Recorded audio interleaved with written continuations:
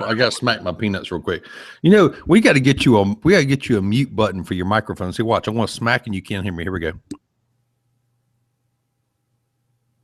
So did you hear that? No. See, that's great. I can hit mute and I can smack my peanuts and you can't hear me.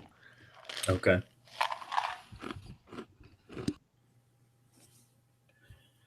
All right. So we're recording. Say something nice for Brian. Something nice for Brian. Very good. You ready to do this? Yes. All right. Here we go.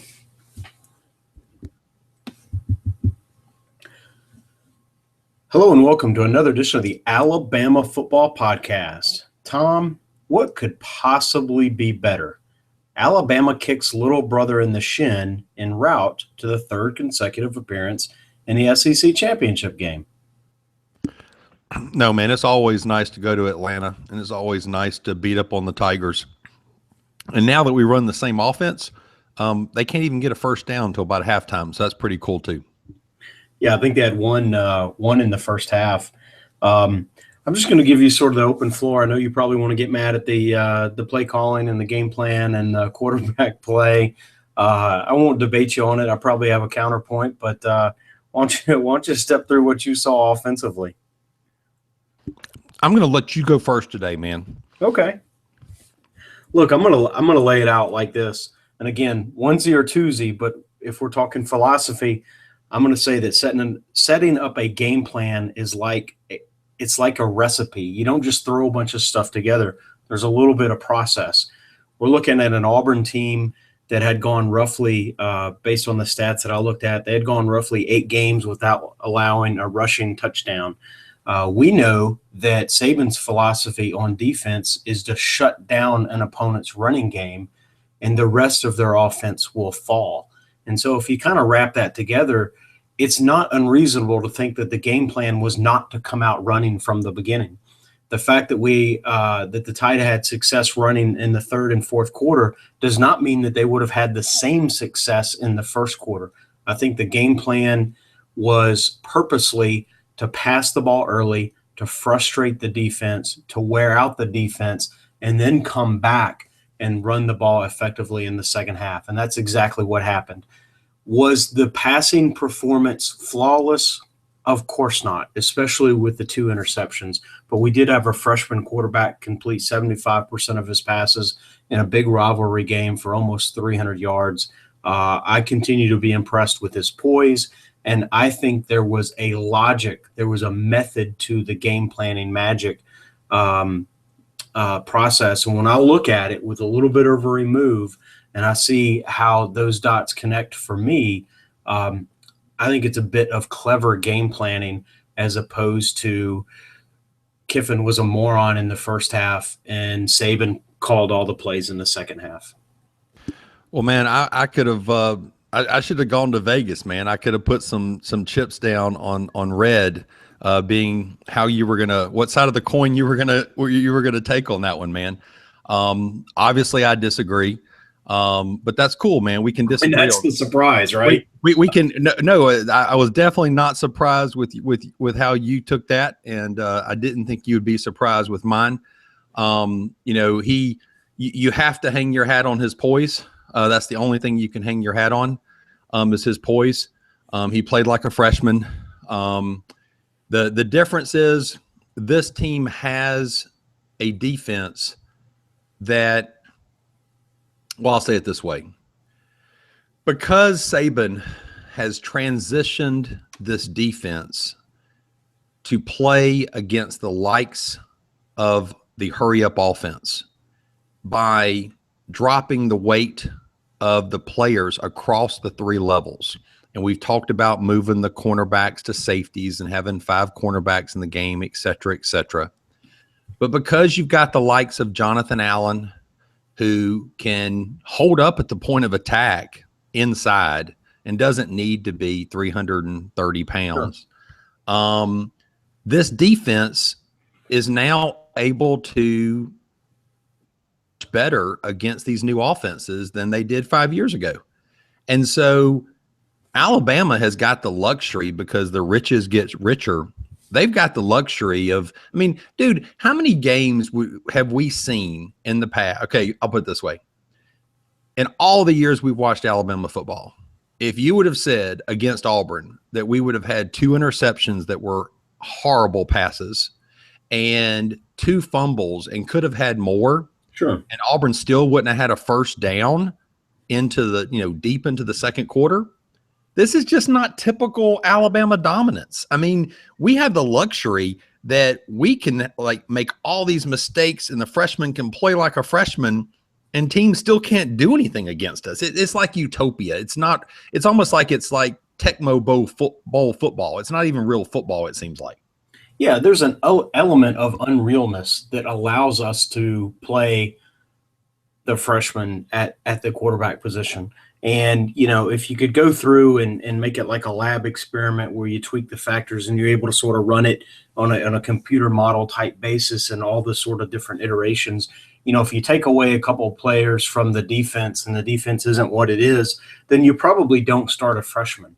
You do have a little bit of margin, and there is some upside, I think, that to what Jalen brings that is different than what the other guys bring or brought, and that we're able to get to what he brings because we have the margin on defense, not just defense, but the offense as well, with sort of the stable of running backs and the stable of receivers. They work in tandem to keep the defenses honest. So, look, Jalen is an opportunity to look at something glass half full, glass half empty, because he's not a full glass. He's not what he's going to be. He is a freshman. That's all he's going to be this season, but he can grow and mature. He's not developed in some ways that I maybe expected him to, and maybe these last 2 weeks there's been a little bit of sort of regression, but I can live with that, right? Because he hasn't really rolled out a stinker for the team. And if you want to call this one a stinker, there's still he completed 75% of his passes for almost 300 yards. If you just put that stat line out there and you say the guy's a true freshman without really knowing anything else, you're going to get 9 out of 10 football fans. They're going to say that's impressive. And it's true. It is. Now there's other factors, and then you factor in sort of personal preference. But I don't think you can get unless there's a mean spirited to it. I don't think it's easy to get too far away from still being at least somewhat impressed. No, I'm impressed with his poise. He has athletic ability. He tries to make plays that aren't there with his legs, and teams have gotten wise to it because they're watching the film. Sure. And so there is no mean spirit, okay? I'm being a realist. It's not hard to complete 75% of your passes when all your passes are at or behind the line of scrimmage for the majority. So let's be real, okay? He's not dropping back like a standard pro-style quarterback. He's not picking defenses apart, throwing crossing patterns, throwing deep slants, throwing post. I don't have the stats in front of me of his 0 to 10 yards, 10 to 20, and 20 to 30. But once again, if we look at the percentage of passes he completes in the intermediate to deep route, those percentages are nowhere near 75%. I understand that, but that's true of any quarterback. You could put Joe Montana out there, and the easy passes are easier to complete than the shorter passes. Sure. And guess what? Joe Montana in the West Coast offense threw a lot of short passes. I mean, the whole sort of Bill Walsh philosophy was to use the short passing game as an extension of the running game. And so, if you want to hold out there, Joe Montana, the best quarterback ever, well, he threw a lot of short passes too. The pure drop back passing quarterbacks in the pro style offense are also going to complete more of those intermediate to long passes than he does. A better passer and they're going to do it by double digits. Okay. And so what I said a minute ago is this team has the luxury, because they have players on defense that other teams just don't have. I mean, at one point, on a third down play, you had Tim Williams, you had Ryan Anderson, you had Dalvin Tomlinson, you had Jonathan Allen. Okay. 4 seniors who have come through a program and have gotten better, far better than they were when they walked on this campus. Sure. And I still feel like one of Saban's biggest strengths is he recruits the same players that Georgia and Florida State and Penn State and Michigan and all the big programs do. But if you look at what they do once they get here to when they leave, that's where there's no comparison. And now so that I agree with that. Up and down the roster, both sides of the ball. That and that's almost a separate topic. But I agree. It is a separate topic. But my point is at one point in the game when those four guys lined up on defense on a third down play, I'm sitting here thinking this is why he can play a freshman. Because let's face it, in years past, he would have benched his ass a long time ago, and he would have put somebody in there with more experience. This guy would not have been the starting quarterback this many games into the season if the defense didn't do what the defense is doing. Sure. So while you talk about, all the, everything you said a minute ago about his progress, let's be real. If those early turnovers, if we're down, 17-0 or 21-0, do you think Saban's not at least thinking about it? You bet your ass he's still thinking about it. Granted, he came back from Ole Miss, and at the time I gave him credit for coming back from Ole Miss. The kid's got moxie. Totally get it. But Saban said it best in his post-game press conference. He said, I talked to Jalen a couple times every week. Sure. And this week, again, I talked to him about taking what the defense gives you and not trying to make plays that aren't there. Well, guess what? Third and 1 in the red zone in the first series where we should have put points on the board. He should have handed the ball off to Damian Harris and got a first down on 3rd and 1. What did he do? He saw the cornerback blitzing in off the edge. He said, I can outrun you. But guess what? O.J. Howard was blocking that outside defensive end out so Damian Harris could run up the middle. Jalen thought, I'm fast enough to beat you. Well, guess what? Now that the LSU game has been played a few weeks ago, teams have seen this, and teams have said, we know how to shut Jalen Hurts down. Jalen Hurts is not going to run outside on us because here's how we're going to stop it. But yet on 3rd and 1 at the 8-yard line in the first quarter of a big rivalry game when 7-0 would be better than 3-0, he tried to outrun him and he lost 7 yards. Yeah, he should have. Why? Because he's a freshman. And so yes, is he going to continue to get better? Of course he is going to continue to get better. There's no doubt. But right this second, Saban's big thing of managing the game and protecting the ball, I am shocked that he doesn't get on his ass more for 4 turnovers in a game like this. I'm shocked, to be quite frank. Well, I think Saban's managing his personnel, and he does get on to Jalen, and I think he picks his spots, and I think that he recognizes I'm gonna get on to a true freshman quarterback maybe differently than I will someone else, and I think that's appropriate. I think that's wisdom at the head coaching position. Well, and it was 2nd and 1 actually, which makes it even worse. It was 2nd and 1 at the 8 as opposed to 3rd. And he should have handed that ball off. I'm not going to argue. I'm not going to tell you that he was flawless in every way.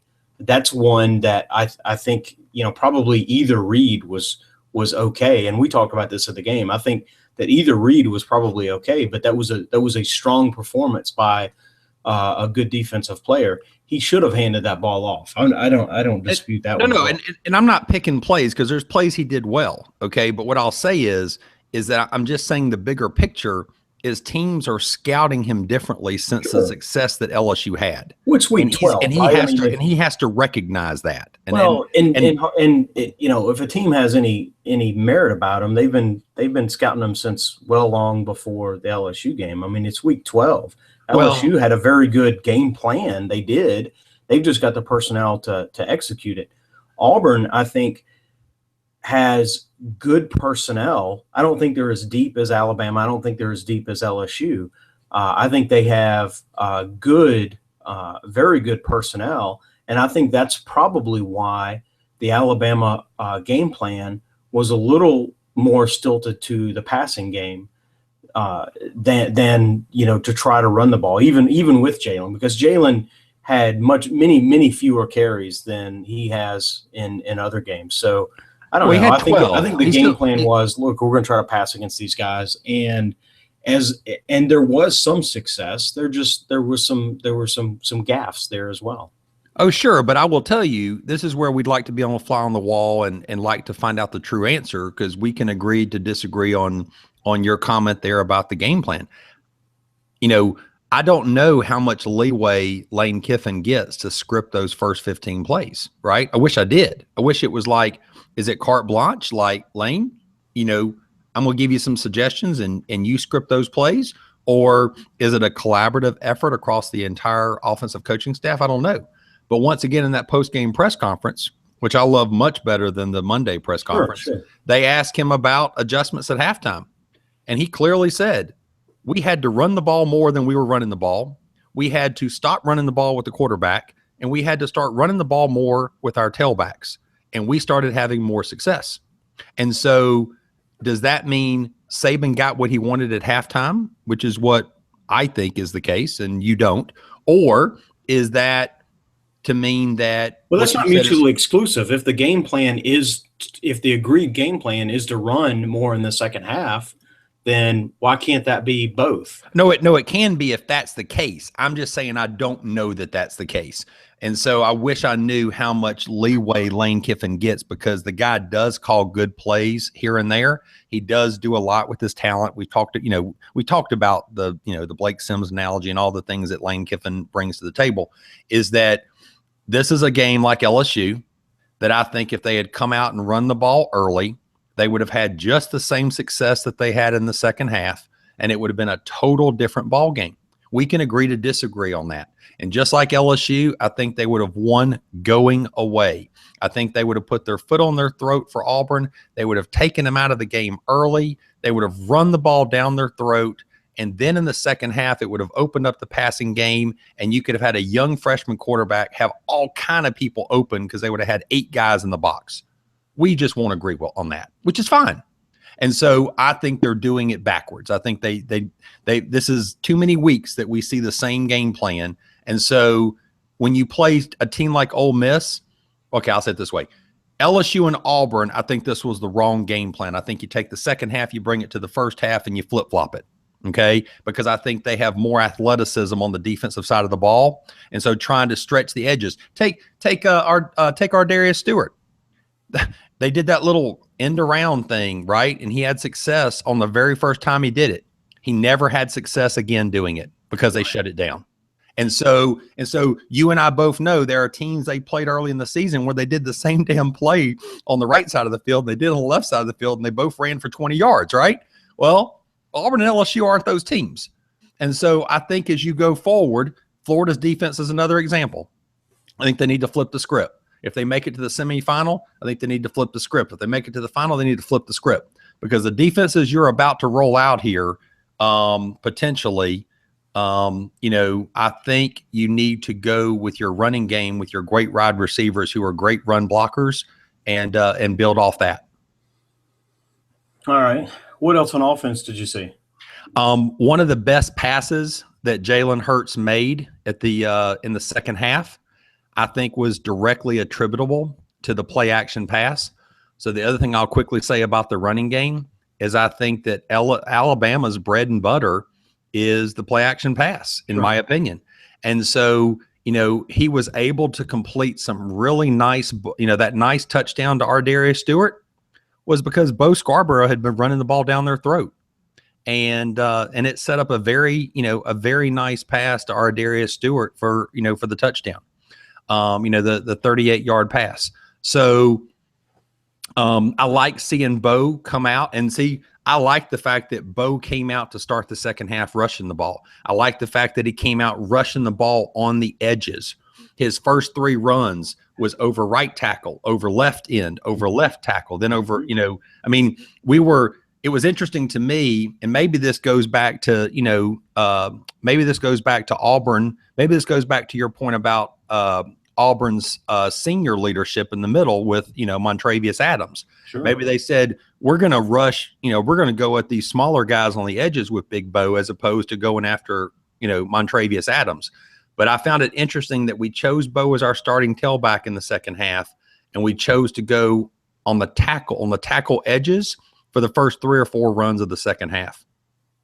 Yeah, so still attacking the edges, just not in the same way as a jet sweep. There's some of the same principle there. It's just executed a little bit differently. I like Bo attacking in the second half. We share that. I just think I like the staging of it. You would have preferred that to happen in the first half. We both like it happening. It's just the timing of it, and I'm okay with that. No, absolutely. Now, let me tell you something very quickly, too, because I don't want to forget to say it. I was thoroughly impressed with how Curvin manned up against Montravius Adams. There were several times he had him man on man, and he won the wrestling match. It's not like he shoved him 5 yards on skates, down the field. Sure. But I thought the guy played pretty well in a difficult situation against one of the best interior players in the country. I agree, and that type of defensive lineman you're not going to put on skates. Sometimes the best you can do is just stalemate them at the line, and coaches can sort of game plan around that. Look, he's not going to drive Montravius off the ball. That's rarely going to happen. But if I can get a stalemate here, then we can win. We can manage around that if we can just get a stalemate. And so the fact that he was able to do that, I think was very impressive. Cam Robinson was in and played one of his better games. Those two fellows were both, sort of escorted out of the game last week with injury. So it was good to see them both back.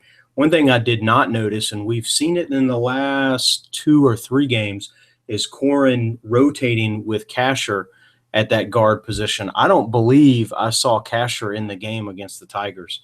I think it was Corin all the way. No, I didn't see any rotation there as well. And now we also a couple weeks ago saw Cotton in there as well. He got spelled in there some as well, right? I don't know that I saw Cotton other than it was Mississippi State. Yeah, other than special teams. I thought he had come in there with the twos. And so one of the questions I was going to ask you. Maybe late then, but yeah. I got you. So one of the questions I was going to ask you real quick is, do you think that the Curvin, getting his second start, do you think that has more to do with having the extra beef because they don't have Shank in there?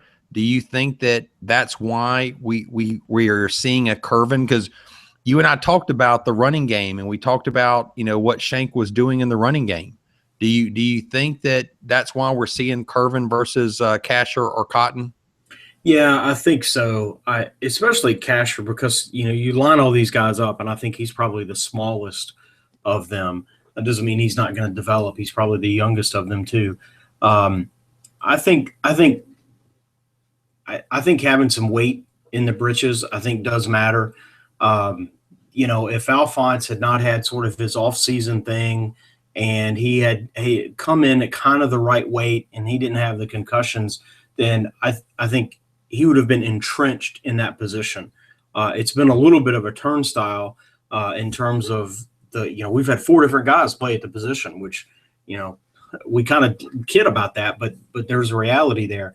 I don't think Cotton played bad, and I think that he got to a point where he was actually playing pretty good. And so it was curious to me, and I talked about this a little bit last week, with the Chattanooga game, that, leading up to that game, Saban said that, said what he said about Corin being one of the better linemen, which you and I talked about being a little bit surprised by. And then, he went ahead and made the decision. And I think there was an injury, because we've not seen, Lester really play a whole lot, and he's been a starter. And I think Coach kind of made the comment that they moved him to guard thinking that he would develop a little more quickly than he has, that he's more of a natural tackle. And I thought, well, that's curious 10 weeks into the season, where he's been pretty good, at some points formidable at that guard position. So I don't know. It's just, that's one of those things all we can sort of do is take it by faith, because we're not at practice every day to kind of see how it plays out. So I guess I just have to say, well, that's I guess true. And that Corin clearly has been coming on and coming on and coming on. and at some point, maybe he was backing up Jonah and sort of ready to play at the right tackle position, and so Jonah kind of stepped up, and that gave Corin the opportunity to maybe practice at another position and really sort of built up some reps and some experience at guard and sort of surpassed Cotton in practice. Those are the kinds of things. Those are the tea leaves I'm reading, but I mean, who knows, right? Well, you know how we always talk on offense about one unsung hero who always steps up and, becomes a key player for the Alabama offense out of nowhere. And so you and I would have lost our bets because, when we've mentioned who that breakout player was going to be, Curvin was not listed by either one of us to my recollection. And that just speaks to how they develop players like we were talking about earlier. Right. I mean, because on the telecast, after, we had watched it live, Gary Danielson, I think he referenced 5 different players at guard. So whether it's 4 or 5, you and I have talked about how we've had teams where we've had to go to our 6 linemen on the line somewhere and, let the bull come in. And so to have even tried all the different players they've tried speaks to the depth of this program is developing over the years with Saban. But to take a guy like Curvin from the defense and move him to the offense and, to just come out of nowhere like this and play in a big game like this, just speaks to why Alabama is a dynasty and why it's them and everybody else. No, I agree. And, I didn't see Danielson say 5, and I'd kind of wonder what his list is. And, when you get into the second team, okay, there's going to be another guy, but there's been 4, definitely 4 that has played with the starting line, with the starters on the line at the right guard position. I'm not counting, Pierce Baker as sort of a 5th guy. I bet you that's probably the 5th guy. Yeah, or it's the true sort of backup when we get to, whoever it would be. When you bring in the 2s. So sure. So I'll take it. I won't argue his 5, but the 4 is what's meaningful for me because that's 4 that have played with the 1s. Well, hey, let me ask you real quick. Obviously I would have liked Jalen to have rushed it a little bit less than his 12. I like the 7 to 10. I like the use of Bo in the second half. He finished with a respectable 5.3 yards a carry, but Damian Harris had a respectable 5.2. Mm-hmm. I am Jacobs was up over 6 with his average. Well, and so I was going to say to you that while I'm very happy Bo has gotten his opportunities because he has been banged up. Sure. I'm also surprised that Damian and Josh, between the 2 of them, only got 14 carries. And I guess that just goes back to our difference in opinions on the game plan because, in this game, you had 44 rushing attempts, and you don't know how many of those drop back passes Jalen just called his own number and pulled it down and ran. But when you look at this game, they had 37 passing attempts and 44 rushing attempts. I would have liked to have seen Damian Harris and Josh get a little more run than they did. But I guess that helps from a standpoint of, having all our horses fresh going into this stretch run. Right. Because Damian and Josh they didn't have to do a lot. Bo got to do some more and he hadn't been doing some. And so hopefully all 3 of them will be kind of ready to have their numbers called here in the next couple of weeks. No, I agree. And I think that there's something to Bo and his size and getting his size in there against an otherwise a stout defensive front. And we saw that against LSU too, where Saban wanted Bo to run the ball against LSU and their stout defensive front. So there's still old school, physical sort of smash mouth football in Coach Saban. There's no doubt about it. And I think Kiffin too, for that matter. And so I think there was a concerted energy. Bo could have played last week against Chattanooga, and he actually asked Coach, and dressed, can I play? And Coach said, no, I'm going to hold you out another game. And clearly this is what he was going for. I mean, Bo had 17 carries. We could probably add up games this season in which he didn't have 17 carries. And I don't know that he's had, without all the stats in front of me, I don't know that he's had a 17 carry game this season at all. So you could probably add up 2 games where he might not have had 17 carries in 2. Yeah, absolutely. And so I think there's a little bit of, we wanted to go with a big physical back. I think Saban knows what he has. BJ Emmons just kind of, trailed off, and certainly he's had injury. So, no disparagement there, but he's had injury. I think you kind of know what you got with a Bo, a Damian, and Jacobs. They do three different, they're three different styles of back. And so they're all effective in sort of what they do and in their space. But I think Saban wanted to punch him in the mouth. And when he wanted to come out and run the ball, and again, I'm not trying to argue. No, I understand. But when the decision was made, either, however it was made, when the decision was made that we're going to come out and smash you in the mouth running the ball, Saban wanted to do that with his big back. Oh, no, sure. Now, I will say also, before I forget, that early in the game, I was hoping to see, some screens utilized. And due to the success that Jacobs had, I hope we see more of that in this stretch run, because that is something we don't use a lot in our arsenal.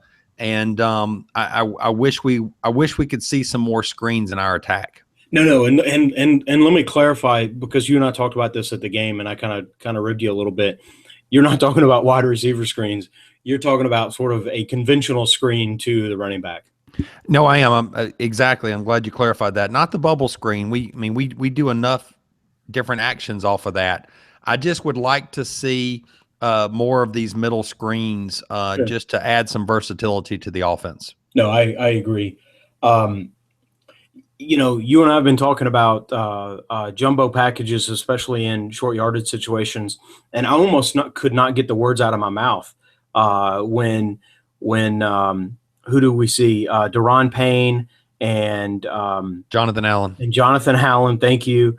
Come in and lead block for Bo. I mean, that's a beef package. Brandon Green was in there as well. I mean, all the players coming out, and I was so excited I couldn't list them because there were just so many of them, right? Oh, we haven't seen, how many times have you called for Brandon Green, on a goal line situation? And so not only do we get him, but we get two defensive linemen to come in as well. I mean, that's like, back when Cody and some of the other guys used to do that, and to see both of them come in, that was pretty cool, huh? It was cool, and it makes you wonder right there if Saban was like, okay, I'm showing you my cards. I don't care. Bo's been going down the field, right? It's short yardage. We need this. I'm going to telegraph this. I'm going to bring an extra 900-plus pounds into the game between those three guys, and I don't think you can stop it. And right, I loved it. I mean, that's you got them on the heels and do the knockout punch. I love the fact that they did that formation, I think 3 times total in the game. And obviously Daron Payne has the athleticism with his fumble recovery in the Ole Miss game. Mm-hmm. Obviously Jonathan Allen has the athleticism, because we talked numerous times about if he wasn't playing down, on this defense, we'd be screwed. Mm-hmm. So I thought it was probably the best 2 players they could have picked. Yeah, absolutely. And yeah, I think, unless they get hurt, obviously. But yeah, that's a whole different topic. Yeah, that's a whole nother thing. I think that, there is a lot of room in football to sort of, give deceptive keys and not to say trick plays, but to sort of, is this going to be a run or pass? We've got the personnel that we could do both. So the defense has to be ready to defend both. I don't mean like a tricky dick play, but just, where the personnel is such that they could do a couple of different things. And so the defense has to be, I'm okay with that. Right. But every play doesn't have to be that. Sometimes it's Green Bay Packer. We're going to line up, and I don't care if you know what we're going to do. We're going to out execute it, and we're going to out physical you, and we're going to just beat you with superior athletes. And so sometimes I don't mind bringing in, like you said, 900 pounds of beef and say, well, we're going to run the ball and you're not going to stop us. And, we were successful doing that. So I would like to see more of that. It doesn't have to be every game. It doesn't have to be, but it's situational. And there are times, how many times have we talked about this, right? When you get a first down inside the 5, at the goal line, just bring the beef package in. If you want to do a design rollout off of that, or, the Blake Sims sort of run that he had a couple of years ago, or the Justin Fowler kind of play sort of out of that kind of package, I'm okay with that. I'm okay with that because there's room for that to work, and there's room for that to be, clever game planning as well. But come out with that sort of package and just punch somebody in the nose, and I'm okay with that too. No, and this is why our podcast could go for 4 hours, because there's so much, great stuff to talk about. Is I think Jalen had so much success early in the season of just calling his own number and just running behind the running back who was going to block for him, that he tends to do that a lot, down on the goal line. And so to your point, I'd love it if we're first and goal in the 4, dude, we're going to run the ball 4 times in a row because we think one of those 4 times we will score. Yeah. We think we can get 4 yards on 4 carries. And so instead of doing the quarterback sweep behind the running back, I would love in this stretch run them to incorporate the naked bootleg. I would love them to just run the ball straight at teams and then pull a rabbit out of your hat with his athleticism and just do a naked bootleg. And I think that would be extremely successful. Yeah, I'm absolutely fine with that. And we talked about this a couple of weeks ago. Maybe it was the LSU game. I can't remember. But if you're not going to get the first, let's say the defense, give props to the defense. If they're going to have a goal line stand and they're not going to let you in, then guess what? You're getting the ball at the 1 yard line, as opposed to we're gonna roll out when you kind of half expect we're gonna do it anyways, and you're gonna sack our quarterback at the 8 and essentially get for a first 7 yard loss and a cushion. Yeah. And so, we're gonna pound the ball, and it's gonna suck for you because we're either gonna score or you're gonna get the ball in the 1. So, and by the way, our defense hadn't given up a touchdown since freaking October. So good luck. I mean, really, So give me your mini game ball. I want to ask you a question because this is not my mini game ball, but Ardarius, we talked about Ardarius. He was 10 catches for 127. I think he had 14 targets. To me, he's a spark plug. He's sort of a security blanket for Jalen. I hope that Ardarius comes back next year so we can kind of grow on that. But there's something that Auburn did twice. They brought in sort of a wildcat guy, and he threw the ball, and Saban, sort of coached up the defense. When this guy comes in, watch for this, because he was a high school quarterback, and I think we got him for a 3 yard loss once, and I think we picked him off another time. So it's almost like when we intercepted, Tebow's jump pass, right? I mean, what you got, we're ready for. So and so when you consider that. Ardarius threw a pass because he was a high school quarterback too. Do you think that was probably more Lane than coach? But do you think that was a little bit of, we can beat you with that shit too? I do think that's him being his childhood, going back to his childhood roots. Yes. Yes. And Saban made a comment as well in that post-game press conference, which was kind of cool. He talked about the adjustments at halftime in the locker room for the defense. Yes. Did you hear this? And so for the listeners that might not have heard this, he was talking about a couple plays that was given up in the passing game in the second half, a couple shots that they took. And he was like, we drew up the play in the locker room. We told the players they will run this play. Right. Here is exactly what they will do. He said, now, we ended up playing against the run more than the pass as far as how we ended up lining up. And so they had those couple shots that they had success with. I thought it was so cool. He was like, we've been coaching against these guys for 10 years, and we knew exactly what they were going to do in the second half. We told them they were going to do it. We kind of know what they're all about, which I love, right? Because that's about as much as he's going to say about what we think about it. Sure. And so I think that's pretty awesome. You want to do mini game ball or you want me to go? No, I'll go. I got 2. Okay. First goes to Hale, who had been kind of, playing a little bit behind Miller, and Hale got more opportunities in this ball game. And he got more opportunities, especially in the second half with the running game.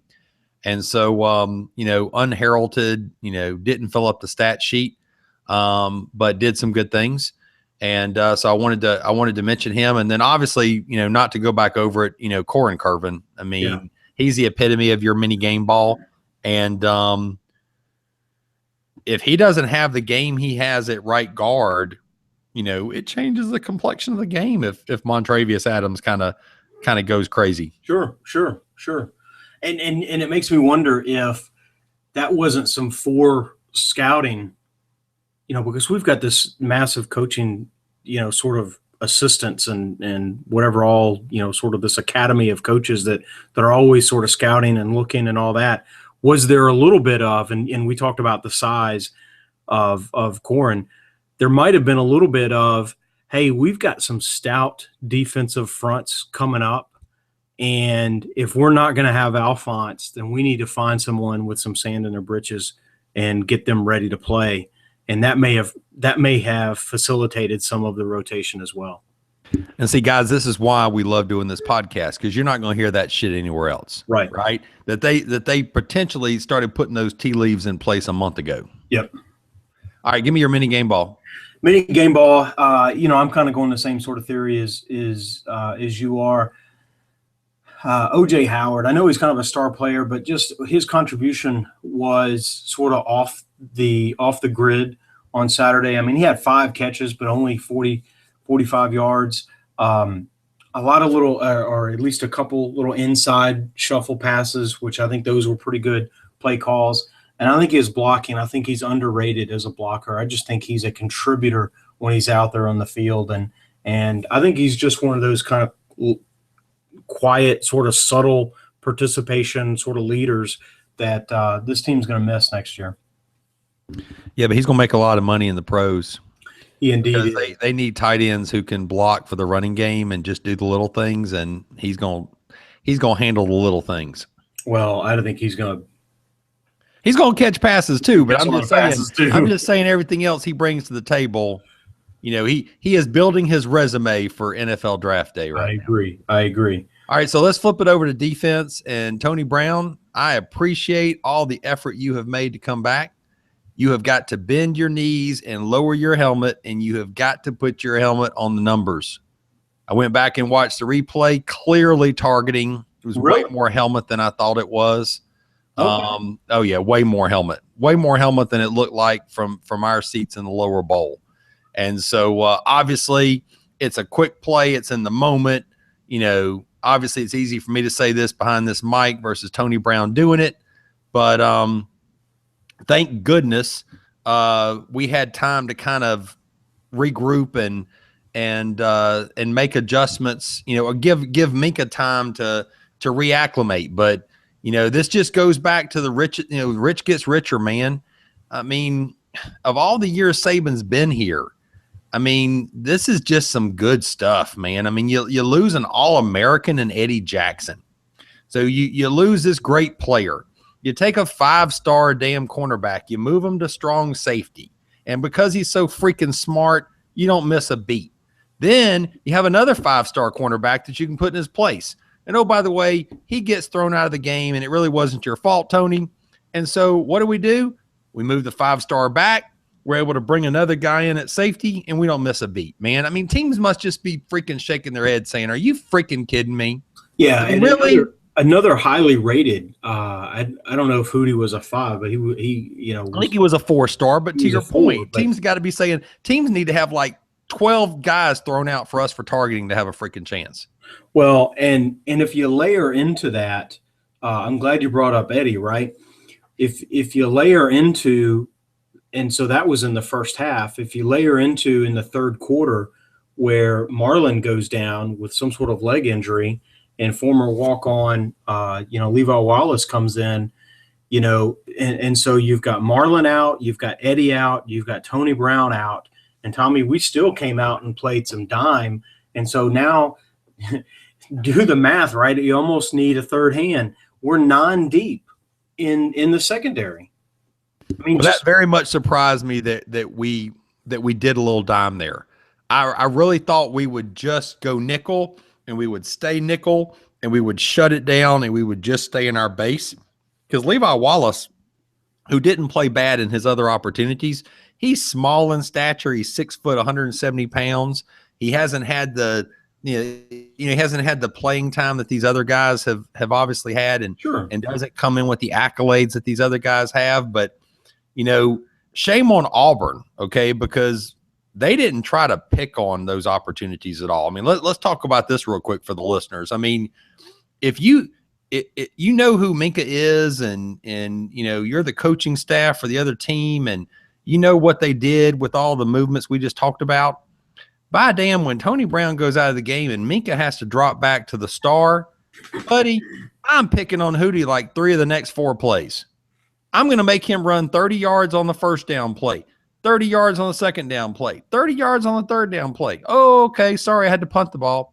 I just gassed his butt for 90 yards. Guess what I'm doing the very next series? I'm going after him again.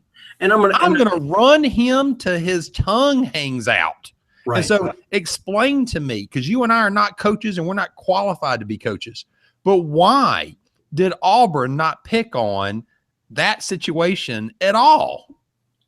Yeah, except for a couple throws. Yeah, and they did pick on him a little bit, and I think he got burned once. But no offense to Hootie, whoever the player is, I'm saying, why did they not pick on that opportunity to try to stretch us there? No, I agree, and I would put and again, we're not picking on anyone, but I would put Levi Wallace into that as well. Again, and Deontay Thompson when he came in, because we're talking 9 deep in your secondary. I mean, how many coaches are going to look at their secondary room and say, if I've got to go 9 deep here, we're in trouble. We are putting a target-rich environment on the field for the opponent, and our 9 may be better than someone else's 9. But, there's a reason that they're 7, 8, 9 and not 1, 2, 3. I think it was a perfect storm for Auburn to have tried to take advantage of it, but it was the perfect mismatch in that they've played 3 quarterbacks and the best passer of the bunch wasn't available. And it doesn't hurt, right, that Jeremy Johnson lost his starting gig at the beginning of the season when he threw 6 interceptions. Right. So to your point, I guess that's it. I guess they just didn't want to take as many chances, but hell, they had nothing to lose in the second half, right? They didn't. And so you think that, you try to take those chances, but I don't have an answer, because you have to at least try. And they did. I don't want to say that they didn't, but you would think that they would be a lot more aggressive, but I don't know. They're more of a running team, even with their spread, which people equate spread to passing. Some of the better spread teams have been more prolific running teams. Even go back to Oregon, they were 60-40 running the ball. Even when they were putting up all those points under Chip Kelly, they were more of a running team, even though they were a spread team. So they were effective with the ball on the ground, and their quarterbacks were not as effective with the ball in the air. And so what could have been an opportunity for them to advance the ball, passing, they weren't able to. And Tommy, I'm not going to discount the fact that their time of possession on the game was 19 minutes and 31 seconds. And so there's a little bit of, I don't care what I want to do on offense. I have got to eat some minutes to rest my defense, or this thing is even going to get more out of hand. Well, the fact that they started the game, we had the blown punt coverage. They started our 21-yard line, and they lose 3 yards and settle for a field goal. I mean, that just started it right there. And the fact that they had the opportunities of the starting field position due to turnovers and that punt return, and they couldn't do crap with it. I mean, the tea leaves were there. I mean, it was like you said, as far as the perfect storm stuff. Well, I will tell you that I expected the game to be closer because of Daniel Carlson, and I agree with your grandfather, Carlson. You are a turncoat. I thought with that strong kicking game that they would be able to keep this close. I actually expected more with the return of Cameron Petway. I thought bringing back that 240-pound running back from Prattville, Alabama, I really thought that I don't have the stat in front of me, but his yards after contact in these other matchups, like 65% of his yards on the season have been after contact. And so I said, you and I have sat here and we've talked about this floodgate, and we've talked about this floodgate with this, with this lack of depth at the inside of our defense. And so I was like, okay, now we got a 240-pound battering ram. How's he going to do? And when you go back and look at the stats, man, I had to like, this is another thing, right? If you're Auburn, okay, you only gave him the ball 12 times. Now, he had 26 yards, only 1.4 yards per carry. That blew my freaking mind. How did we stop that guy to 1.4 yards per carry? I don't think he was fully healthy. I mean, I don't know if that's an unsexy answer. I don't think there is any razzmatazz to the explanation. That would make sense as to why they only gave him the ball 12 times. Yeah, I just don't think he was fully healthy.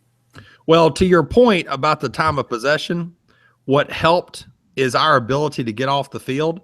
Yeah, they only had 19 pass attempts and they only had 26 rushing attempts. So, going into this stretch run as we talk about, I mean, hell, they only had 45 plays on offense. That's pretty good.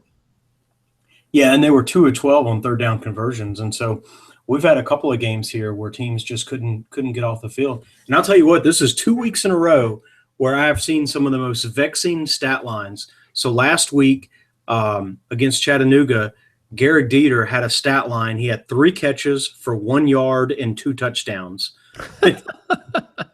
Sort that one out for me. And then another sort of vexing stat is Auburn had 9 points and 1 first down. Well, back to our lack of depth on the inside and Jonathan Allen having to play down and all the stuff we spoke about, and Reuben Foster, here's another example where Reuben Foster and Sean Deion Hamilton, they played the majority of the snaps. I mean, how cool is it that we just played a team with the number 2 rushing attack in the SEC, and our defense was only on the field for 45 plays? Yeah, and if you think about, okay, next week we've got to go and play another game. How rested sort of will the team be? Well, I don't know. Defense will be pretty rested, right? They played a half of ball. Well, the defense is going to be pretty rested, and we're matching up against a team that, offense has not been their strength so far. Right. So that's a good thing. I don't want to equate Florida and Auburn, but there's a lot of similarities, right? They're a stagnant offense with a really, really good defense. No, which is helpful because then we can wear down. We can wear. We'll get to this in a minute, but we can wear them down like we spoke about. Right. Anything else on defense? If not, give me a mini game ball. Well, I do want to quickly. I do want to quickly touch on the play of the backups when they came in the game. I was very concerned when we came to the dime. I was concerned that, how we would do when Adams came in there, but I was impressed in how he played. I was impressed in Levi Wallace and how he did. Hootie Jones took the next step to me. I'll just go ahead and tell you he's my mini game ball, and I know he might not qualify, but he is starting to get more comfortable reading the quarterback's eyes and jumping the routes. And so when Minka had to go to the star, Hootie had to go to the strong safety position. And I thought that he took that next step. You can see him getting more confident. And before you do your mini game ball, because we probably should have led with this, another hell of a game from Ronnie Harrison. Oh, yeah. And you and I should have started the defense with this. So, Ronnie, we apologize. No offense to you, man. There were numerous times in the game that Ronnie Harrison was 20 yards deep at the free safety position, and he was making tackles in the flats behind the line of scrimmage. Yep. The range that this kid has and his ability to float is amazing, because the strong safety plays at the line of scrimmage. The free safety plays in center field. And his ability he's getting more and more comfortable recognizing plays before they happen. And so his range of going from 20 yards deep to the line of scrimmage and being physical at the point of attack is freaking awesome. It is awesome to freaking watch. It really is. And it's really that it's the game within the game. I mean, it's a little bit of inside baseball, right? When he lines up off the line of scrimmage, what's the quarterback read? He's in coverage. And so that can impact an RPO, that can impact an audible at the line, that can impact a play call. And then how did he just make the tackle in the backfield? Because he was in coverage, 10 or 12 yards deep. That can mess with play calling. That can mess with the quarterback's head. What was it? Quarterback at Michigan State said last year, they're everywhere. And he had a bluer version of that. But that's why a quarterback says that, because he was just in coverage and he made the tackle behind the line of scrimmage. How does that happen? That doesn't happen. Oh, absolutely. And I think that, as we talk about Eddie Jackson and what happened with Eddie Jackson, and not being in the game, if Ronnie Harrison doesn't play the way Ronnie Harrison is playing, you feel the loss a lot more of Eddie. Sure. Yeah. They just spread, they spread. It's not one guy necessarily stepping up, but they're spreading the step up, right? If everyone just steps up a little bit, then no one else has to come in and be Eddie, because no one can do that. But if we all step up just a little bit and we can play well as a unit, then that will give us the elevation that we need. Oh, absolutely. Well, give me your mini game ball there. I'm DB heavy on, for this game, for what we've seen. I was going to sort of give the triumvirate of Hootie, Levi, and Minka for sort of their interchangeable parts, the way that they came in and adapted with Tony Brown and Minka going out. And so I sort of tip the cap to all three of them, because, and that's one thing Coach talked about. Minka is sort of the biggest name of that bunch, but, it's been a month, 3 weeks, a month since he's played at the star position. And Coach said he hasn't practiced a whole lot at it. It's just a good thing he played it a year and a half and was able to sort of, move back. And so it wasn't like, he's been out of the country for a year and now he's got, it wasn't that bad, but it's still, he's been intensely picking up this other position to backfill. And then he's got to, sort of on a dime, redirect himself and sort of get back in the flow of another position. That can be harder than it looks. And he made it look very easy. And then the other guys, really stepped in as well. So hats off to the deep secondary.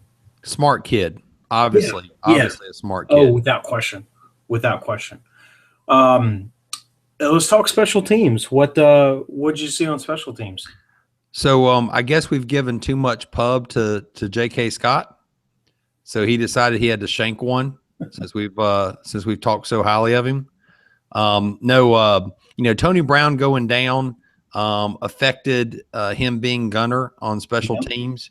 I think the backfill of the special teams was not quite as seamless as the backfill on the defense. Sure. Also again, from an extra, Adam had three. Adam was 3 for 3 for the day. But back to your theory, he didn't have to stretch himself. I mean, he did a 29-yarder, a 25-yarder, and a 34-yarder. It was nice to see him get the one right there at the half. Yes. But I will say, Turncoat showed us what a strong kicker does. I mean, just to be fair, Joker was 4 or 5 for the day, and he kept Auburn in the game by himself. But it was nice to see Adam be 3 for 3. And he had 5 touchbacks on 7 kickoffs, so he did a good job there. Yeah, and it was sort of a quasi pressure situation. There was a point in the game where, whatever the score was, it was 10-9, I think, at one point, and you think, man, any other team, this wouldn't bother me because we're going to sort of get over the hump. But there's something about this being stinking Auburn that they can't find a first down, but they're within a 50-yard field goal, and they've got the kicker to make it of taking the lead. This is the type of game that Auburn, I don't want to say that they could win, but it's the kind of game where maybe in the past they have. because they've sort of been outmatched, but they just have, I mean, they're like a cockroach, right? They just find a way. And so I didn't think necessarily that they would against a Saban team again in that way, but it was setting up like this is what these guys do. You know, we can't score 2 touchdowns fast enough to outdistance them because there was a realization that, you know, if we get, you know, 2 touchdowns, if the Alabama gets 2 touchdowns up on them, that's going to be too much. And so their ability to score points, there's a cap on it, that they're not going to score a whole lot of points, but I wouldn't want to be a couple field goals. I wouldn't want to be 3-6, you know, 3 or 6 points when they can, you know, score field goals the way that they can. And so let's get 14 so I can sit here and breathe a little easier. And there was a point in the game where I was a little bit frustrated with that. And, you know, fortunately we came out and scored the points and overcame that.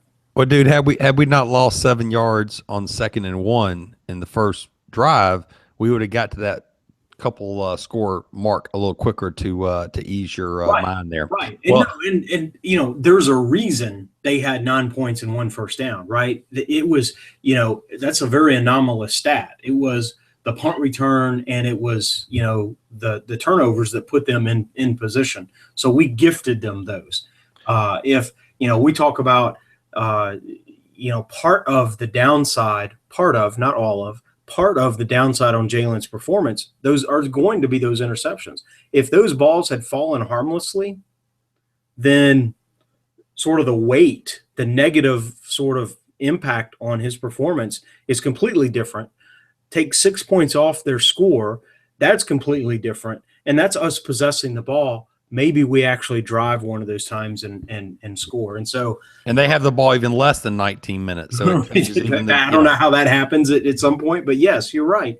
And so if we're a little cleaner in our performance, you know, the Tide's performance, then it's actually more of, and this is one of those weird games where the performance was much more dominating than it looks, and especially kind of looking at the stats, but it's much more dominating than it feels at the time. For them to have almost no yards in the first half, then they should almost not have any points, but they did, right?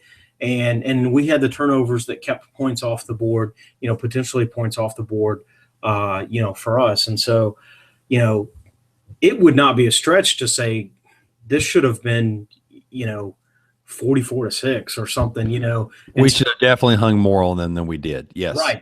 Right. And so, you know, and it is what it is. And they were on scholarship too. And, you know, and they come out and, you know, they try to win the game as well. And they've got some talent. I'm just saying if the Tide had been a little cleaner, then I think the outcome is a little different. But, you know, it kind of is what it is. Hey, we're talking special teams and we talked about, you know, like you said, Adam was 3 for 3 and there was some quasi pressure. And so, you know, it was good to kind of see that. I talked about this last week and I wanted to bring it up again and kind of get your perspective. You know, Trayvon Diggs, for my money, the last couple of weeks, less actually so against Auburn, but the last couple of weeks, he doesn't seem natural. He doesn't seem comfortable back there. And he probably seemed more comfortable Saturday than he has the weeks prior. But, you know, kind of what's your thought on Trayvon back there? Obviously, I know because Eddie, but Trayvon back there returning punts. Why do you think we've maybe not seen Xavier Marks? I am surprised by that because, you know, Marks has the big touchdown but then he has, you know, I think the reason Marks is not back there is because he was misjudging those balls, which was costing huge field position differentials. Right. And Saban's all that. I think that's his bogey. Field position is his thing. Right. And so he would rather Trayvon Diggs fair catch it and play the ball correctly than gain a single yard forward moving the ball. Yeah. But Trayvon's had some of those too. And so I think that, you know, was he given a chance to sort of play through it and maybe Marks wasn't? Is it really because Marks maybe that's what it is, because he's a bigger guy. And again, Saban's kind of got some old school, you know, he's going to defer. Sometimes it feels like to the bigger, more physical guy. and Trayvon is demonstrably bigger than Xavier. I mean, Xavier goes like 165. I mean, he's slight. Yeah, he's 5'8". Right. And so that doesn't mean he can't be electric. That just means he's But slight. Trayvon is 6'2". Right. You're talking 6 inches. That's a big differential. So I don't know. I'm just not as comfortable, and I don't. Well, you got used to Eddie Jackson, and there is no. I mean, what is interesting to me is Cyrus last year, and and just other players, right? This just seems, if you were to run together, who have we had back there? This is the year where, to me, it feels like there's a drop off. Once Eddie went down. No, there has been a drop off, and interestingly enough, though, I don't think with this defense, if Saban keeps them from driving the field and he fair catches the ball at the 45-yard line, he doesn't care. No, that's fine. I just don't think he. I mean, I think he's like, okay, we lost Eddie Jackson. We lost what Eddie Jackson brought to the table. I'm surprised he hasn't tried Ardarius Stewart, even though that would drive me crazy. I'm surprised he hasn't tried Cam Sims. I'm surprised he hasn't tried some other guys. Okay. No, Sims, I think is sort of too tall and a little wiry. I don't know that he goes. I'm just saying, I'm surprised he hasn't tried somebody else to try to reinvent the explosive behavior. I think Ardarius Stewart would be the next closest thing. Yeah, I agree with that. But I'm glad he hasn't, because of what all Ardarius Stewart brings to the table. Yeah. And so I think he's kind of said, I don't feel like I've got anybody else right now, so just fair catch the ball and let's just get our offense on the field. No, I think that's fair, right? After actually scoring the ball, the second best thing you can do is possess it. So, I will possess the ball in the 45 all day long. And the other team will possess the ball 19 minutes, like we talked about. So then he doesn't care, right? Now, I will tell you this defense ability to keep teams from scoring is helping your frustration with the kickoffs, because Dieter had one kickoff and he gave all this damn effort to get to the 25-yard line, and Ardarius had 2 kickoffs for 37 yards. So, and you look at Auburn, they didn't do any damn better. And so it's like we need to send out a damn bulletin to college football return guys. Just take the ball in the end zone, get the ball at 25 every time. Well, we talked about it at the game. If I were the coach, I would instruct the PA announcer to announce negative yards on the return. That would be so freaking cool. Man, could you imagine people in the Ardarius Stewart has just lost 5 yards on the play. Ardarius Stewart, -5 on the kickoff return. He'd be like, I'm taking that damn knee in the end zone next time. Could you imagine, fans would be like, what? What is that? Is there a new rule? -5 yards on the return. No, that would be awesome. All right, let's talk about Florida, man. Mine's going to be quick, so I'm going to let you start. What do you think happens here? We got to play these guys last year, and they lost 29-15 to the Crimson Tide. What do you see for this game, given their performance against Florida State on Saturday? Yeah, and that 29-15 wasn't as close as that. And I remember doing that show, and I remember sort of compiling and looking at the stats. Alabama just completely throttled and dismantled the Gators, last year, save for a couple of big plays that they had. And I don't know that Florida's as good as they were last year on offense or defense. I just don't think they're as good on either side of the ball. Definitely not on offense. Yes. Yeah, and Alabama has proven to be, at least as good and maybe better, and maybe on both sides of the ball. I don't know, but certainly at least as good. I think that I saw where McElwain released their injury report, and for a little bit I thought, man, is he pulling a Bill Belichick, because he listed so many guys, and then I looked at it a little more closely, and about half the guys he listed, he said, are out. And so I thought, nope. You might list a bunch of guys like, oh, he's got a stub toe and a hangnail, and so I'm gonna put him on the report. So, maybe that creates a little bit of deception. But if somebody is out, they're out. You're not gaming. You're just you're sort of following the rules and announcing that. And there are so many folks that they have out, and they've got some disruption on the offensive line as a result of that.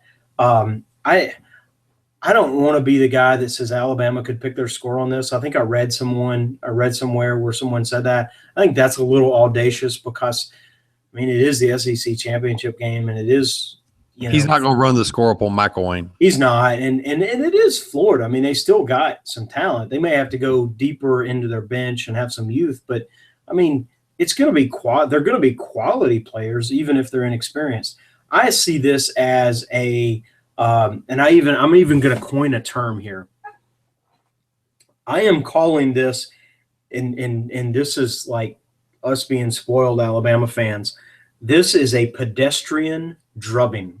I'm calling a 36-6, and so it feels like, oh, we should beat them, 48-7 or something. But I see a little more pedestrian, but still a drubbing.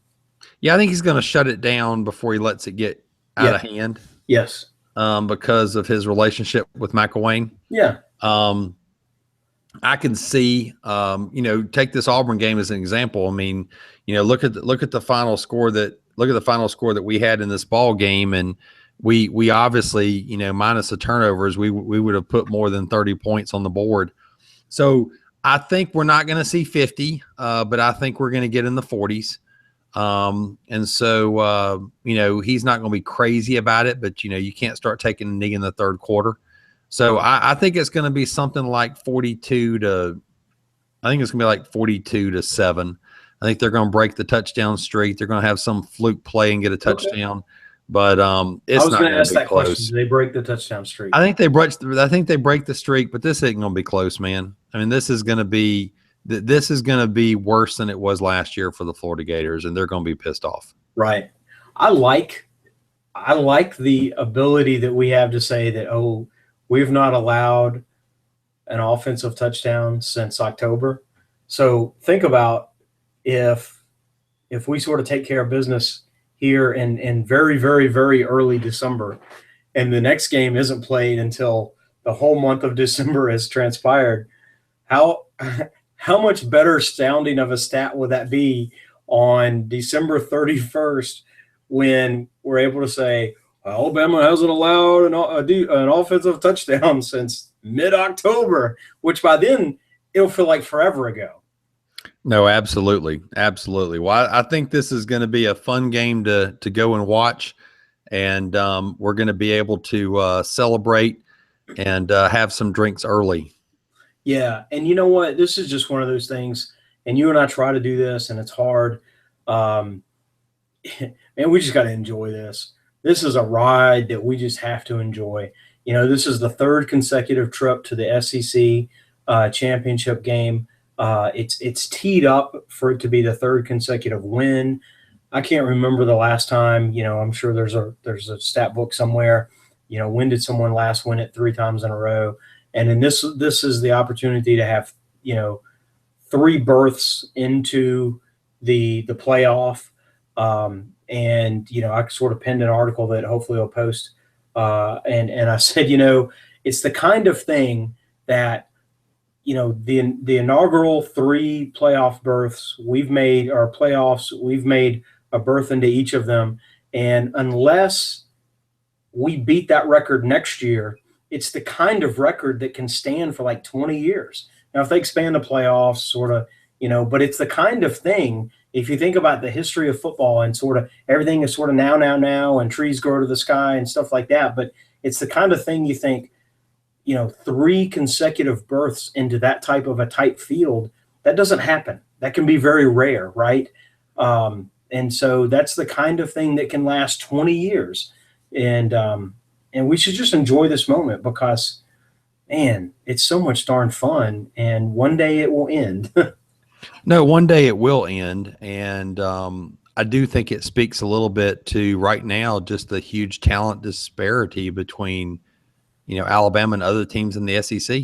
Right. I'm not even suggesting that it's about to end, but I'm just saying, man, because I remember even just you and I, right, that just there was a different level of sort of joy, back in, You know, we played Florida the last 2 times, right? Well, back when we played Florida, back to back, several years ago, right? There was a different level of joy versus maybe now it's expectancy, and I would give a little bit to have some of that sort of authentic joy that's maybe different from what we have now because it is different.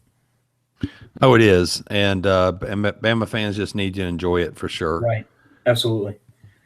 All right, man. Well, this has been another edition of the Alabama Football Podcast. Roll Tide. All right. So Hey, it's we're actually getting a little longer show than when you did it by yourself. yeah, I know. You're just a yammer yammer. Oh yeah, sure. Huh. We're actually getting rain here, man. Are you really? Yeah. Well, that's amazing. No, we haven't gotten rain in like a couple of months. No, that's what I'm saying. That's amazing.